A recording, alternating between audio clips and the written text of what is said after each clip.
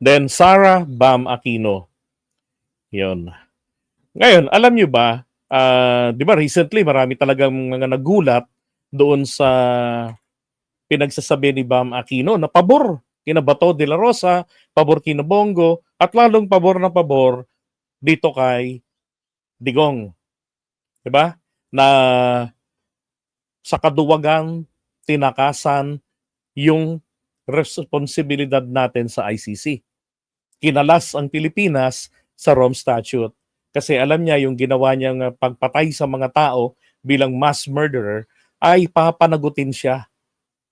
Noong una, kayabangan niya, bring it on, sabi kila Trillanes. Now, hindi naman po rin bago na si Bam Aquino ay namalimos ng boto at nagtataglay ng utang na loob sa mga DDS. Paano ho?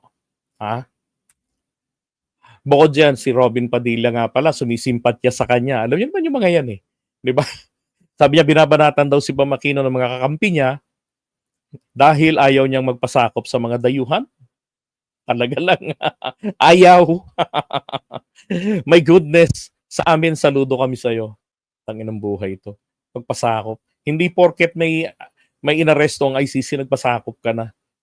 Dapat dito question ni Robin Padilla yung sumulat ng yung international humanitarian law. 'Di ba? Ang nanay po ni Bam Aquino, ayon po sa live stream natin kagabi, ay taga Davao. So hinanap ko po 'yon at nakita ko ang totoong pruweba mula sa post ng Sunstar. Sabi nga rito, translate ko na lang po ito. Marunong na ako mag-translate. Ang sabi rito kaya patunay ko po ito na tumatanaw sila ng utang na loob. That was 2019. Sabi diyan, si Melanie Aguirre Aquino, ina ni Senator Bam Aquino, ay nagbahagi ng kanyang makulay at hindi malilimutang mga alaala tungkol sa kanilang paninirahan sa Davao City. Ilang dekada na ang nakalipas. Sinabi niya na kahit sa Tarlac lumaki si Bam, mayroon itong pusong Davaoenyo. Ungan lang yan, naks naman. Kaya naman pala, di ba, nung panahon ng EJK, tahimik si Bam Bam. No, sabi niya, dahil sa Davao, titinabuo ang kanilang pagmamahalan. Wow. Ikinuwento ito ng ina sa isang press conference sa lungsod ng Davao noong Miyerkules 2019. Yun. At yung isa pang hindi ko lang pala na-share sa inyo, no? Dito ba? Wala. Hindi ko na-share. Pero yung isang nabasa ko rin na part nito, ang sabi nga ni Bam, hindi raw makakaligtaan ang mga alaala ng kanyang nanay nang ito po ay nanghihingi ng boto sa mga Davaoenyo, nangangampanya para kay Bam. Na sinasabi niya, wag niyo namang kalimutan si Bam. Si Bam, bagamat yan ay hindi marunong gaano ng Bisaya, konti lang ang alam niyan, mga ambot sa imo, mga dugay, mga ganun lang ang alam niyan, hindi nakakaintindi ng Bisaya, pero naiintindihan ni Bam ang pangangailangan nyo. Ang tanong, may na-provide na ba? yan yung diskarte ng nanay doon ni Bam. Kaya, wag na po kayong magtaka. Ako man ay nagulat nung isang araw nung mabasa ko yun na sinabi ni Bam Aquino na ideally, yung mga kaso na yung nando sa ICC, dapat yung mga kasong yan ay dito dinidinig. Grabe. Ideally. And alam niyo ba na may mga vloggers, BBM vloggers, alam niyo naman na nagdilawan, 'di ba, nung panahon ng kampanya at hanggang ngayon todo depensa sila para kay Bam na binabatikos ngayon ng mga kakamping at ng ilang mga katulad ko sa kanyang naging pahayag. And I would like to inform everybody na we are not living in an ideal community. We're not living in the ideal Philippines. 'Di ba? We have, as always, we have to be realistic na ang Pilipinas ay meron po tayong dalawang uri ng hustisya. Hustisyang papatay-patay kapag maimpluwensyang katulad ni na Erap, Gloria Arroyo, Digong, 'di ba? At ng mga malalaking politikong involved sa mga korupsyon katulad nung ah, sa PDAF, 'di ba? Si Enrile kailan nakulong. Oh, yung kanyang staff na naging instrumento si Gigi Reyes, nadawit, wala namang kinalaman talaga, inosente, nakulong ng mahabang panahon. 'Di ba? Pero yung kurap, si Enrile kinamatayan na sa laya. 'Di ba? Yan ang patunay na ang Pilipinas ay meron po tayong papatay-patay na sistema ng hustisya. Kapag ka mayaman, maimpluwensya, dating presidente, 'di ba? O kaya naman mga big time na mga politiko, hindi po sila napapanagot o hindi man po sila nakukulong. Kung may kaso na naisampa, 'di ba? Namatay na yung mga justices ng Korte Suprema, second generation na kumbaga ng lahi nila yung nandoon, tenga pa rin ang kaso hangga't hindi namamatay yung kanilang akusadong nire-review yung apela. 'Di ba? Yan ang politika, yan ang hustisya ng Pilipinas. Lalo na kapag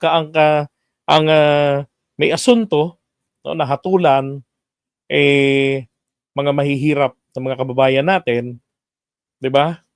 Yan, napaka-healthy, napakasigla ng ating sistema ng hustisya sa Pilipinas. Oh. So yan po ang pinakadahilan kung bakit merong ICC. Para kung sakaling merong lumitaw na demonyo sa susunod na mga panahon na maghahari-harian, mamumuno sa isang bansa at maging malupit sa kanyang mga mamamayan, then meron pong ICC na hindi matatakot sa kanya. Na hindi tatablan ng mga eklabo nila, ng mga paawang gubat, hindi tatablan ng mga pambubuli nila at pananakot. 'Di ba? Hindi gaya pagka local courts, pwedeng takutin, tangina nyo, patayin ko kayo. Wala na. Nag-i-inhibit na yung judge. 'Di ba? O kaya, yung piskalya pa lang. Sabi na ng piskalya, wala to. Walang probable cause. Ang ebidensya, ang tibay. 'Di ba? Tignan nyo si Kibuloy, kung hindi pa dahil po kay BBM, hindi pa yan mapapanagot. Samantalang nandun, buhay, nagrereklamo, ilan yung nagrereklamo sa kanya. 'Di ba? May mga atraso din sa Amerika. Umaamin na lang yung mga kasabwat niya para lang sila mapalaya dahil bababad rin sila sa kulungan. Yung pag-amin ng mga yon nagpapatunay na guilty talaga si Kibuloy. Sabi ni Sir Carlo, sana sinampahan ni Ma'am Sina Duterte dito sa korte natin para may complementarity. Ang tanong, sir, papayag ba yung ICC? Yung in-explain ko lang kanina, yun po yung perfect reason kung bakit hindi pinagbigyan ng ICC ang hiling ni Duterte noon na i-grant ang principle of complementarity sa Pilipinas. 'Di ba? Kasi nga, yung pagiging sinasabi nila na papasok lang ang ICC kung unwilling ang korte, no? Yung pong pagiging unwillingness, isang manifestation dyan, yung special treatment. Hindi ho ba, Ronald Alcala? Tama, di ba? Tama. Very good. Ngayon, ito yung nanay ni Bam. Dati palang asawa to ni Butch, Butch Aquino. Ngayon, for Bam Aquino, may potential din si Bam Aquino, pero I doubt na kunin pa siya ng mga kakamping, ng mga yellow cards, na maging pambato nila. So, palakpak tayo nga si Kiko dyan. Ito kasi tinitignan nila, yung naging takbo ng botohan nung nakaraan. Di ba?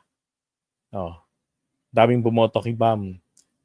Kaya, ito ang kumbaga pang-leverage na ito Metro Manila yan, sumolid kina BAM. Oh. Pati nga ang Ilocos Norte, sumolid rin kay BAM at kay Aimee. Ito yung inaano nila, pang-leverage nila na magandang bagay na maging katandem ni Sara ay si Bam Aquino para talagang solid ang panalo nila. Pero ang tanong ito, tatanggapin kaya ng mga dilawan, ng mga kakamping si Sara? Yayakapin kaya nila ito? Diba?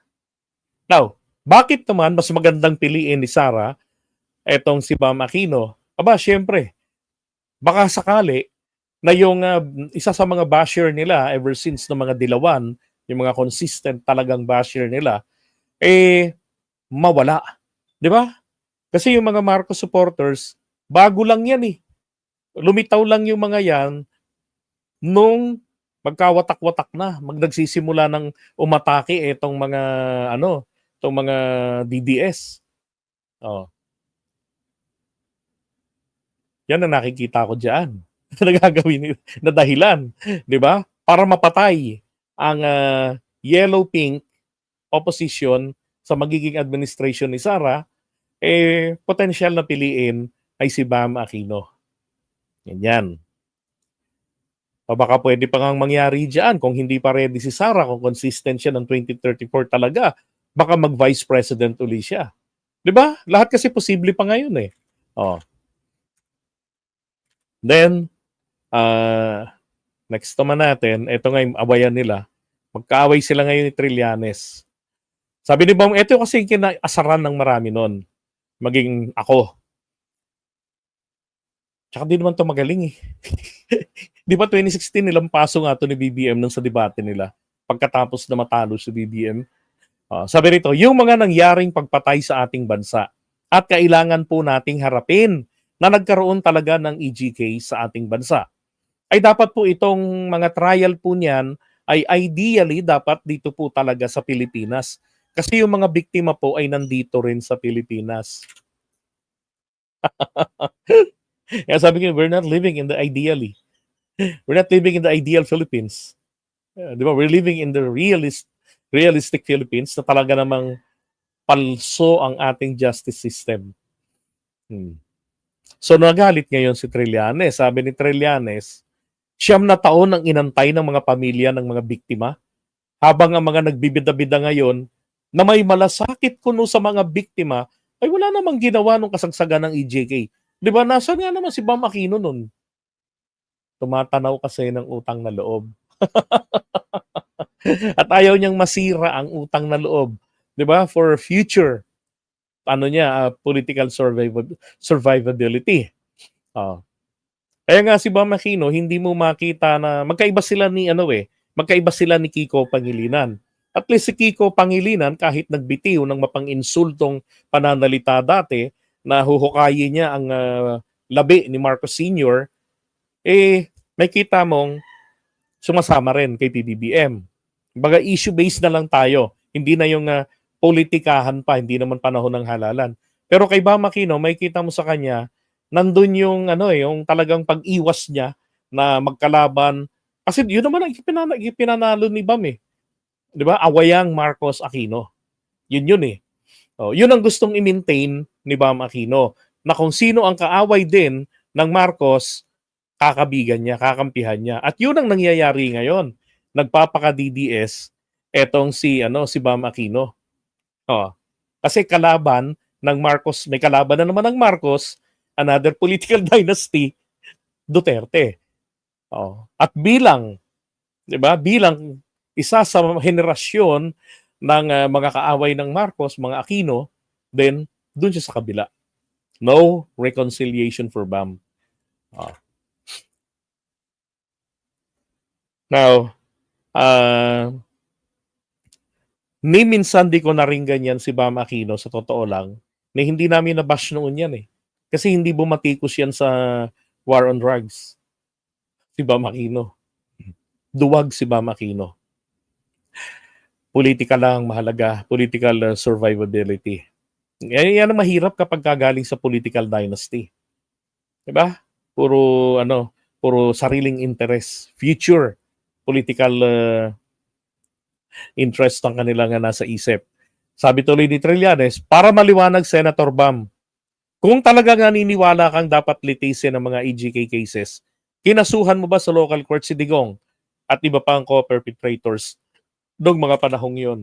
Di ba? Oh. Wala nga, tahimik nga si Bambam nun eh. Silent lang. Oh. Di ba? Ngayon, tingin ko naman ito, kung si Bam Aquino ay nagpapaka-DDS para sa baka potensyal na baka siya ang mapili na magpresidente o maging katandem ni Sara, palagay ko hindi na ito sasamahan ng mga dilawan. Kasi yung mga hardliners ng mga dilawan, may mga prinsipyong tao yung iba dyan eh. Marami dyan, may mga prinsipyo. Mga hindi sila mga politiko, pero talagang talaga sila, nakikipagbakbakan talaga sila. So, lugi ang mga DDS. 'Di ba? Bibit-bitin lang nila si Bam Aquino. Tapos kapag naging presidente si Sara, wag naman sanang mangyari, tapos vice president si Bam Aquino, God forbid, pagka ganun ang setup, si Bam Aquino naman po ang babakbak kay Sara Duterte. 'Di ba? Para bumawi sa mga dilawan. At para siya naman yung susunod na maging presidente ng Pilipinas. Ganun na magiging takbo niyan eh. Kasi hindi ko nakikita kay Bam Aquino ang peace, ang reconciliation. Wala akong nasi-sense ng ganun kay Bam. Oh. Okay, tingnan natin yung isa pa.